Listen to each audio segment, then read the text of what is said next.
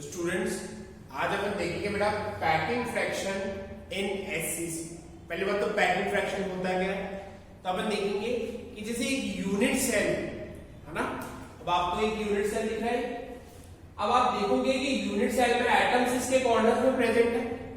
अपन SCC की बात करते हैं तो कॉर्नर में प्रेजेंट है। तो आप ये आप बताइए कि इसमें क्या एटम्स ने सारी जगह ऑक्यूपाई कर रखी है? नहीं, बहुत सी जगह इसमें क्या है, खाली भी है और बहुत सी जगह ऑक्यूपाइड भी है। तो अपन ये देखेंगे कि कितनी स्पेस ऑक्यूपाइड है और कितनी स्पेस इसमें ब्लैंक है, और उस ब्लैंक स्पेस को बोला जाता है बेटा वॉइड स्पेस। क्या बोला जाता है? Void, VOID, void space. Void space का मतलब तो होता है कि जितनी भी यूनिट सेल के अंदर ब्लैंक स्पेस है और कितनी एटम्स ने स्पेस ऑक्यूपाई कर रखी है वो अपन कैलकुलेट करेंगे। तो उसको समझने से पहले आप इसको डायग्राम को देखिए। तो ये डायग्राम बेटा किसका है? Simple cubic cell. ठीक है? तो सिंपल क्यूबिक सेल में क्या होता है बेटा? सिंपल क्यूबिक सेल में जो आपका क्यूब होता है उसके कॉर्नर्स पर एटम प्रेजेंट होते हैं। सबको पता है ये बात। अब आप देखिए जो क्यूब की ये एज लेंथ होती है, इसको मैंने रिप्रेजेंट किससे कर दिया है? ए से। किससे रिप्रेजेंट करा है? ए से। दिख रहा है सबको? अब देखिए एक जो क्यूब है ना, उस पे अगर मैं एक एटम इस तरीके से लगाता हूं, दिख रहा है बेटा?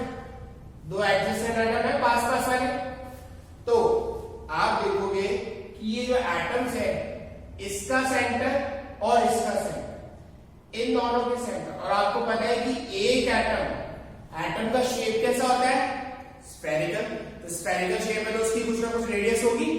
तो ये क्या हो गया इसका रेडियस, ये भी रेडियस, और आप देखो इसका रेडियस और इसका रेडियस ऐड करने से क्या हो रहा है? ए के बराबर हो रहा है। ए क्या है यहाँ पर? Edge length of the unit cell. तो ये डायग्राम आपको क्लियर है। अब अपन डेरिवेशन स्टार्ट करते हैं। तो आप देखिए सबसे पहले डेरिवेशन में देखना पड़ेगा ए। तो ए यहां पर क्या था? Edge length. वो एज लेंथ किसके बराबर है? Inter atomic distance. देखिए बेटा इंटर एटॉमिक डिस्टेंस कैसे? ये एक एटम है, ये एक एटम है, इसकी रेडियस और इसकी रेडियस, दो एटम के बीच का जो डिस्टेंस है that is known as inter atomic distance. वो किसके बराबर है? ए के बराबर। और ए को अपन ने क्या बोला? एज लेंथ भी बोला है। तो A is equals to edge length of the cubic cell is equals to inter atomic distance which is equals to 2r। r plus r कितना हो गया? 2r। अब अपन देखेंगे क्या है। देखिए a is equals to 2r हो गया। अब next is radius of the spherical atom. अब अपन को रेडियस कैलकुलेट करनी है स्फेरिकल एटम की। तो अपन चेक करेंगे, कैसे करेंगे बेटा? सबसे पहले number of atoms per unit cell in SCC. तो अपन कैलकुलेट करके आ चुके हैं लास्ट लेक्चर में कि number of atom per unit cell कितना होता है? 1 होता है ओनली। किसके अंदर? सिंपल क्यूबिक सेल के अंदर। तो 1 हो गया। अब वॉल्यूम ऑफ द एटम। तो वॉल्यूम ऑफ द एटम क्या होता है? वॉल्यूम कैसे कैलकुलेट करोगे आप? क्योंकि स्फेरिकल होता है एटम, तो स्फेयर की वॉल्यूम क्या होती है? 4/3 पाई r क्यूब। तो वॉल्यूम ऑफ एटम किसके बराबर होगा? वॉल्यूम ऑफ स्फेयर के बराबर which is equals to 4/3 pi r cube. अब नेक्स्ट आते हैं वॉल्यूम ऑक्यूपाइड। कितनी वॉल्यूम उसने क्या कर रखी है? ऑक्यूपाई कर रखी है। तो एक बात बताइए कि जो लैटिस है, सिंपल क्यूबिक सेल है, उसके अंदर कितने एटम्स हैं? ओनली 1 ही तो है। ये तो अपन कैलकुलेट करके आ चुके हैं। Number of atoms in the 1 unit cell. तो एक एटम की वॉल्यूम कितनी है? 4/3, और नंबर ऑफ एटम्स कितने हैं? 1। तो आप 1 into 4/3 पाई r क्यूब कर दोगे तो आपके पास क्या आ जाएगा? टोटल वॉल्यूम आ जाएगा कि एक यूनिट सेल के अंदर कितने एटम्स हैं। पहली बात तो एक ही एटम होता है, तो एक एटम ने कितनी वॉल्यूम ऑक्यूपाई कर रखी है which is equals to 4/3 pi r cube. यहां तक सबको क्लियर? अब आता है वॉल्यूम अवेलेबल। तो वॉल्यूम अवेलेबल आपका किसके बराबर है? Is equals to the volume of cube. क्योंकि आपका जो पूरा यूनिट सेल है वो किस शेप का है? क्यूब के शेप का ही है। तो क्यूब की वॉल्यूम तो आपको पता ही है। क्यूब की वॉल्यूम क्या होती है? साइन क्यूब, है ना? साइन क्यूब फॉर्मूला आता है। तो आप क्या बोल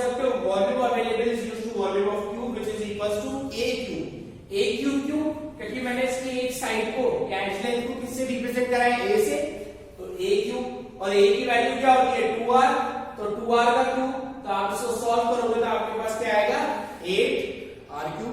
अब 8r3 तो क्या आ गया मेरे पास वॉल्यूम अवेलेबल, कि मतलब इस पूरे यूनिट सेल के अंदर कितनी वॉल्यूम अवेलेबल है। ये तो अपने पास कितनी हो गई 8r3, और इन एटम्स ने कितनी वॉल्यूम ऑक्यूपाई कर रखी है, तो ये कितना हो गया 4/3 पाई r। अब नेक्स्ट अपन को क्या, तो बेटा पैकिंग फ्रैक्शन। अब पैकिंग फ्रैक्शन क्या होता है, आपके पास दो चीजें अवेलेबल है, तो वॉल्यूम ऑक्यूपाइड और एक वॉल्यूम अवेलेबल।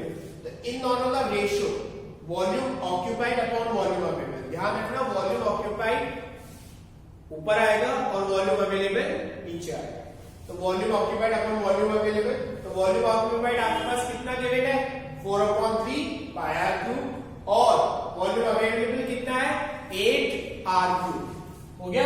अब जब आप इसको सॉल्व करोगे तो आपके आंसर आ जाएगा 0.524।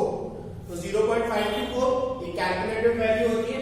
अब देखिए बेटा, ये तो आ गया आपके पास पैकिंग फ्रैक्शन। अब पैकिंग फ्रैक्शन को आप परसेंटेज में भी निकाल सकते हैं, सिंपल सी बात है। तो परसेंटेज पैकिंग एफिशिएंसी कितनी हो जाएगी, इसको 100 से मल्टीप्लाई कर दो 52.4। अब इंपॉर्टेंट बात यहां क्या आपकी है कि कभी भी एग्जामिनर आपसे डायरेक्ट क्वेश्चन नहीं पूछेगा, ये तो आपने पैकिंग एफिशिएंसी निकाली।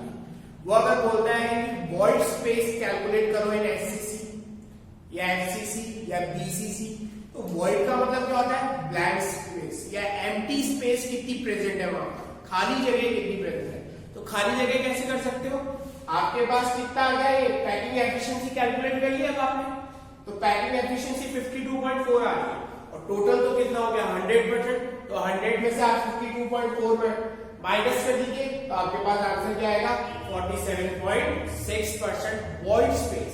आप देखेंगे कि इतनी जगह खाली रहती है, आप देखो कि जो इतना यूनिट सेल है उसके अंदर ओनली 52.4% स्पेस ही क्या होता है कवर्ड होता है, और 47.6% क्या रहता है एम्प्टी स्पेस रहता है। अब नेक्स्ट डेरिवेशन अपना है बेटा बॉडी सेंटर्ड क्यूबिक सेल का। लेकिन body centred cubic cell start करने से पहले मैं आपको फेस सेंटर्ड क्यूबिक सेल का डेरिवेशन सिखाऊंगा, क्योंकि अगर फेस सेंटर्ड आपको क्लियर हो जाएगा तब आप क्या स्टार्ट बॉडी सेंटर्ड आपको इजीली समझ में आएगा। तो अपन स्टार्ट करते हैं with the face centred cubic cell. आप इसका स्क्रीनशॉट ले लीजिए। तो एफसीसी के अंदर बेटा आपको पता है कि एक एटम इस कॉर्नर पर है, एक एटम इस कॉर्नर पे है, और एक बिल्कुल फेस पर है। तो आप देखोगे अगर मैं एक ट्राइंगल ड्रॉ करता हूं एबीसी, दिख रहा है एबीसी ट्राइंगल, एबीसी ट्राइंगल में एबी, तो एबी तो किसको रिप्रेजेंट करेगा ए को, which is edge length of the cubic cell, दिख रहा है सबको। बीसी भी क्या है क्यूबिक सेल, और ये जो एसी है बेटा ये क्या है एक डायगोनल, दिख रहा है। अब डायगोनल है, जैसे ये वाली डायग्राम है यहां पर दिख रही डायगोनल, तो इस डायगोनल को आप क्या बोलोगे, क्योंकि ये डायगोनल फेस पर है इसलिए इस डायगोनल को बोला जाता है फेस डायगोनल। क्या बोला जाता है फेस डायगोनल। फेस डायगोनल किसके बराबर है एसी के बराबर। और एसी कैसे कैलकुलेट कर सकते हो आप, देखो ये आर, ये भी आर, और ये कितना हो गया 2r, तो टोटल फेस डायगोनल कितनी हो गई 4r आपके पास। अब स्टार्ट करते हैं अपन डेरिवेशन। इधर देखिए इसको देखो ना, सबसे पहले a is equal to edge length of the cubic cell, सबको पता है। Next r radius of the spherical atom, r किसको रिप्रेजेंट कर रहा हूं मैं रेडियस ऑफ द स्फेरिकल। अब इन ट्राइंगल एबीसी, एबीसी दिख रहा है सबको, in triangle ABC according to the Pythagoras theorem, hypotenuse किसके बराबर होती है AC is equals to AB square plus BC का अंडर रूट। समझ में आया सबको। तो आपको AB की वैल्यू कितनी है, AB की वैल्यू दिख रहा है आपको 1, और BC की वैल्यू कितनी है अगेन 1, तो A का स्क्वायर प्लस A का स्क्वायर अंडर रूट में, तो AC की वैल्यू आपके पास कितनी आ गई √2a, तो √2a A कितनी वैल्यू आएगी AC की √2a which is equal to √2a को आप क्या बोलोगे फेज डायगोनल। क्या बोलोगे फेज डायगोनल, क्योंकि ये डायगोनल है आपके और फेज पर है, इसको क्या बोला जाता है फेज डायगोनल। तो AC की मेरी वैल्यू कितनी आ रही है √2a। अब ऑल्सो AC को आप कैसे कैलकुलेट कर सकते हो बेटा, R प्लस R और 2R, तो ये क्या हो जाएगा 4R। समझ में? तो आप बोल सकते हो दिस इज इक्वेशन 1 और दिस इज इक्वेशन 2। तो आप क्या कर दो, इक्वेशन 1 और इक्वेशन 2 को इक्वेट कर दो, √2a = 4r। जब √2a = 4r आएगा, आप इसको पूरा सॉल्व करोगे, a की वैल्यू क्या आ जाएगी आपके पास, a = 2√2r। आ रहा है समझ में? बायो वाले स्टूडेंट्स को कैलकुलेशन करना तो आ जाएगा, इजी है।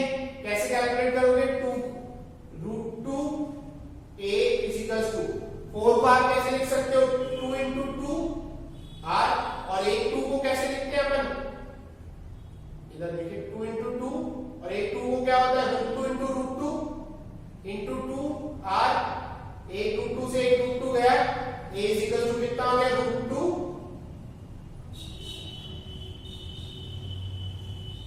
2√2r। आगे समझ में? यहां तक आप इसको कर लोगे। अब इधर देखिए बेटा, नेक्स्ट वॉल्यूम ऑक्यूपाइड, क्योंकि अपन क्या निकाल रहे हैं, अगेन पैकिंग फ्रैक्शन निकाल रहे हैं। तो पैकिंग फ्रैक्शन में अपन को दो चीजें चाहिए, एक तो कितनी वॉल्यूम वो ऑक्यूपाई कर रहा है और कितनी अवेलेबल है। तो वॉल्यूम ऑक्यूपाइड पहले बात तो वॉल्यूम ऑफ स्फीयर कितना होता है 4/3 पाई, सबको पता है क्योंकि एक एटम को अपन स्फीयर मानते हैं। अब ये 4 यहां पर कैसा है, तो 4 आया है बेटा number of atoms per unit cell. FCC के अंदर कितने होते थे, 4 होते थे, बताया था। 1 तो क्या हो गया था कॉर्नर का, और 3 कितना हो गया था फेस का हो गया था। तो यहाँ टोटल कितना हो गया 4 इंटू 4/3 पाई। जब आपने इसको पूरा सॉल्व किया तो आपके पास क्या आ गया 16/3 पाई। तो ये तो हो गया कि वॉल्यूम ऑफ ऑक्यूपाइड, कितना ऑक्यूपाई कर लिया उसने, समझ में आ रहा है, फेस सेंटर के अंदर। अब आता है वॉल्यूम में, तो वॉल्यूम अवेलेबल तो हमेशा किसके बराबर होगा, क्यूब का जो वॉल्यूम है, क्योंकि पूरा क्यूब ही चाहिए। पूरा क्यूब कितना है आपके पास, a क्यूब। a की वैल्यू आप कहां से निकाल सकते हो, यहां से आपने निकाला था। तो a का वैल्यू कितना हो गया 2√2r3। तो आप इसको पूरा सॉल्व करोगे 16√2r3 आपके पास। अब जब दोनों वैल्यू आपके पास है, वॉल्यूम ऑक्यूपाइड और वॉल्यूम अवेलेबल, तो दोनों का फ्रैक्शन निकाल सकते हैं अपन, वॉल्यूम ऑक्यूपाइड अपन वॉल्यूम अवेलेबल। वैल्यूज को आप प्लेस करिए और आप देखेंगे कि 0.74 क्या आ रहा है इसका, 0.74 इसका क्या आ गया बेटा वैल्यू आ गया, समझ में? अब इसको अगर परसेंटेज में निकालना है तो आप क्या कर दोगे, 100 से मल्टीप्लाई करके 74% आ गया। 74% का मतलब ये है बेटा कि इतने उसके एटम्स ने वॉल्यूम को ऑक्यूपाई कर रखा है, समझ में आ गया ना, ये स्पेस को ऑक्यूपाई कर रखा है। तो वॉइड स्पेस कैसे निकालेंगे, खाली जगह इसके अंदर आप क्या करोगे 100 - 74 दैट इज इक्वल्स टू 26। तो 26% इसके अंदर कितना बचा हुआ है, वॉइड स्पेस बचा हुआ है। तो ये डेरिवेशन हो गया अपना एफसीसी का। अब एफसीसी के डेरिवेशन में बेटा जो अपने फेस डायगोनल निकाला है वो अपना बीसीसी के डेरिवेशन। वैसे तो अपन को सिंपल क्यूबिक के बाद क्या करना चाहिए था, बीसीसी, बट अगर आपने एफसीसी पहले स्टडी क्यों किया है, क्योंकि इसका जो एक फेस डायगोनल है ये बीसीसी के अंदर यूज आएगा। तो अब अपन तो नेक्स्ट डेरिवेशन इज बेटा body centred cubic cell. Body centred cubic cell के अंदर पैकिंग एफिशिएंसी अपन कैलकुलेट करेंगे। तो सबसे पहले बॉडी सेंटर्ड क्यूबिक सेल में आपको पता है कि कॉर्नर्स पे क्या होते हैं, एटम्स होते हैं, और एक सेंटर के अंदर एटम प्रेजेंट होता है। तो पहले डायग्राम को देखना बेटा। अब एक्चुअली क्या ये फिगर तो है 3D, तो उसको रिप्रेजेंट मैंने किया है, तो आप देखना है कैसे। सबसे पहले तो आपके पास एक क्यूब है और क्यूब में हर क्या है कॉर्नर्स पे एक एटम प्रेजेंट है, लेकिन मैंने सिर्फ वही वाले एटम को रिप्रेजेंट करा है जिनसे अपन को फिलहाल काम।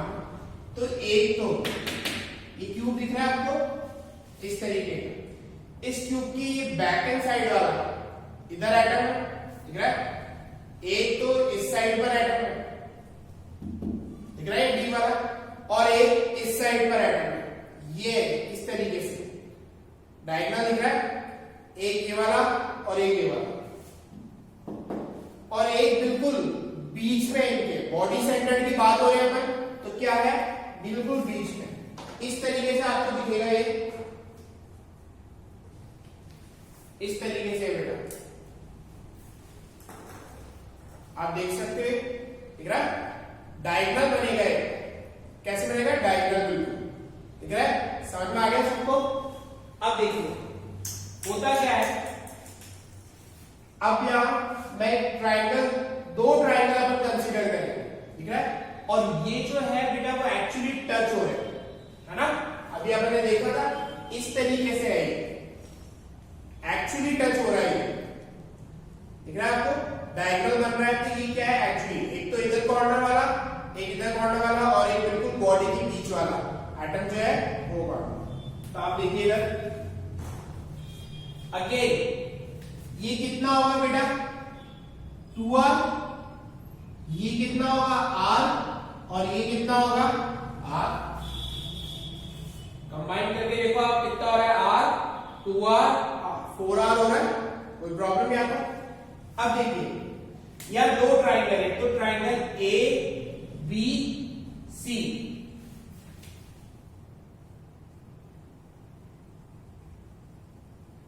दिख रहा है बेटा ए बी सी, और ये ए सी है आपका, और एक ट्राइंगल है बेटा ए बी सी, विजिबल है सबको?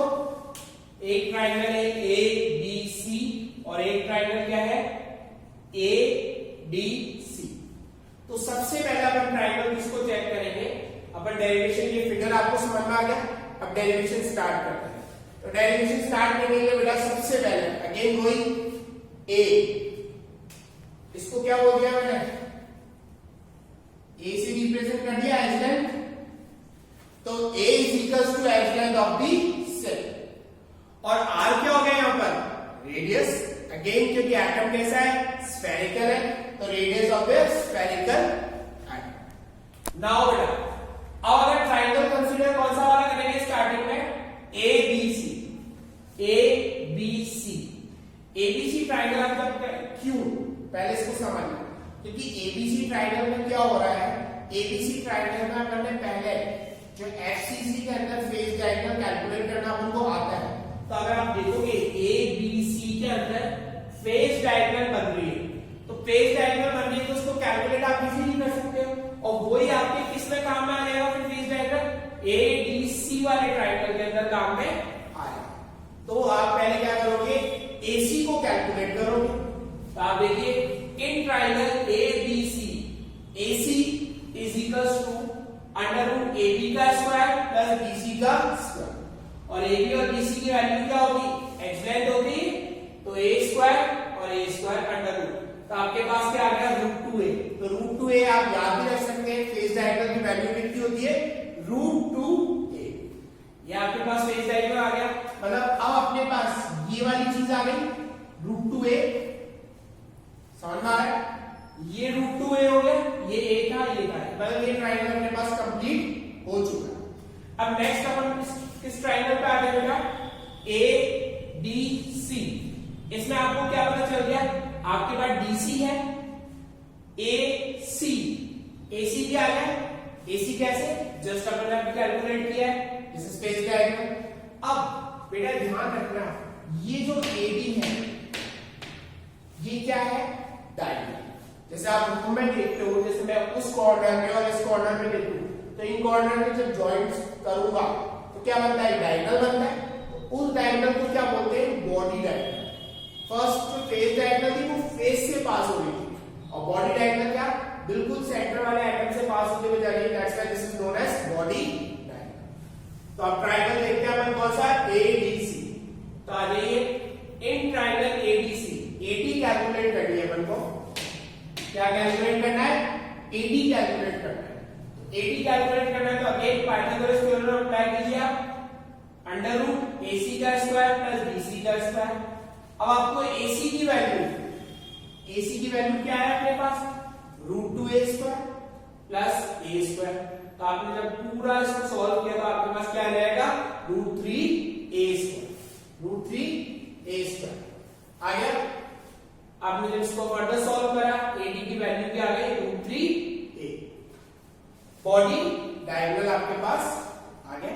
तो आपके पास दो चीज हो गई, तो एडी हो गया और आपके पास एसी भी आ गया था विच इज रूट 2a